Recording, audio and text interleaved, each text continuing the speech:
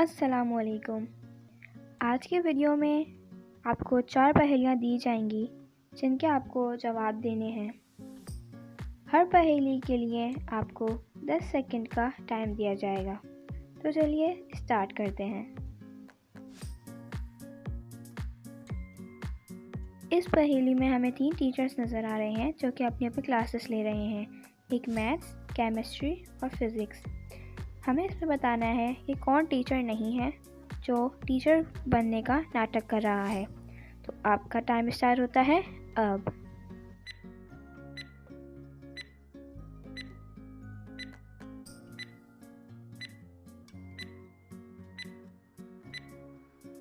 تو آیا سمجھ؟ اگر آ گیا تو اپنا جواب کمنٹ باکس میں لکھ دیں۔ کیمسٹری اور فزکس کے ٹیچر دونوں بک سیدھی پکڑے ہوئے ہیں اور میتھ کے ٹیچر الٹی پکڑے ہوئے ہیں۔ تو اس کا مطلب کہ میتھ کے ٹیچر بننے کا ناٹک کر رہے ہیں۔ پہیلی پسند آئی ہو تو جلدی سے ویڈیو کو لائک کر دیں، چینل کو سبسکرائب کر دیں اور ہاں، بیل آئیکن کو بالکل اسی طرح رکھیے گا تاکہ آنے والی ویڈیو سب سے پہلے آپ کو ملے۔ دوسری پہیلی میں اس بچے کے بھائی کی ڈیتھ ہو جاتی ہے، وہ کافی رو رہی ہوتی ہے۔ تو اس پہیلی میں ہمیں پتہ لگانا ہے کہ ان تینوں میں سے اس لڑکی کا بھائی کون ہے۔ تو آپ بتا سکتے ہیں کہ ان تینوں میں سے لڑکی کا بھائی کون ہے؟ آپ کا ٹائم اسٹارٹ ہوتا ہے اب۔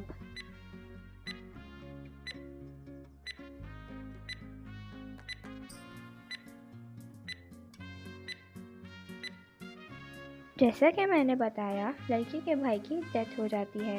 اگر ہم رائٹ سائڈ والی قبر کو دیکھیں تو اس پہ جو ہے پھول مرجھائے ہوئے ہیں اور رائٹ سائڈ والی پر دیکھیں تو اس کے پھول فریش ہیں۔ اس کا مطلب لڑکی کا بھائی لیفٹ سائڈ والا ہے۔ اس پہیلی میں ایک لڑکے کا باپ بہت امیر ہوتا ہے تو اس کی لالچ میں آ کے اس کا سنڈے والے دن مرڈر ہو جاتا ہے۔ اس وقت گھر پر اس کی بھانجی موجود اور بیٹا موجود ہوتا ہے۔ پولیس جب انویسٹیگیشن کرتی ہے تو بھانجی بولتی ہے کہ میں بینک گئی ہوئی تھی اور مجھے اس کا کچھ بھی نہیں معلوم۔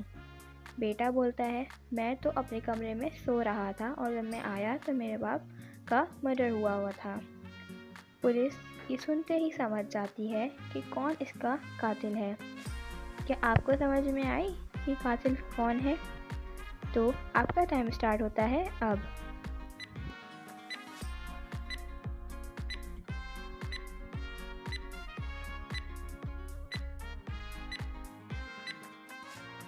بھانجی نے بولا تھا کہ وہ بینک گئی ہوئی تھی، لیکن سنڈے والے دن بینک بند ہوتا ہے۔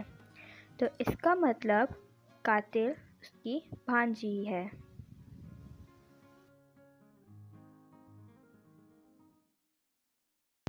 آج کی ویڈیو کی لاسٹ پہیلی۔ اس پہیلی میں 4 آدمی مرڈر کے کیس کے اندر جیل میں ہوتے ہیں، لیکن ان چاروں میں سے کوئی ایک قاتل نہیں ہے۔ کیا آپ بتا سکتے ہیں کہ کون قاتل نہیں ہے؟ آپ کا ٹائم اسٹارٹ ہوتا ہے اب۔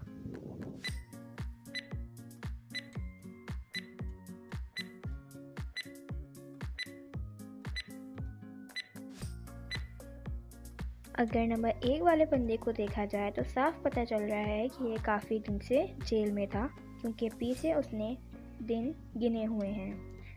دوسرے والے بندے کو اگر دیکھا جائے تو دوسرے والے کے پیر کے اندر وزن باندھا ہوا ہے تاکہ وہ کہیں بھاگ نہ سکے۔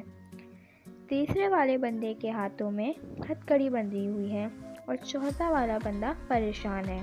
تو اس سے یہ صاف ظاہر ہوتا ہے کہ چوتھا والا بندہ قاتل نہیں ہے، کیونکہ وہ پریشان ہے اور اس کو یہ بات پتہ ہے کہ اس کو کچھ دیر بعد سزائے موت ہونے والی ہے۔ تو یہ تھی اس پہیلی کا آنسر۔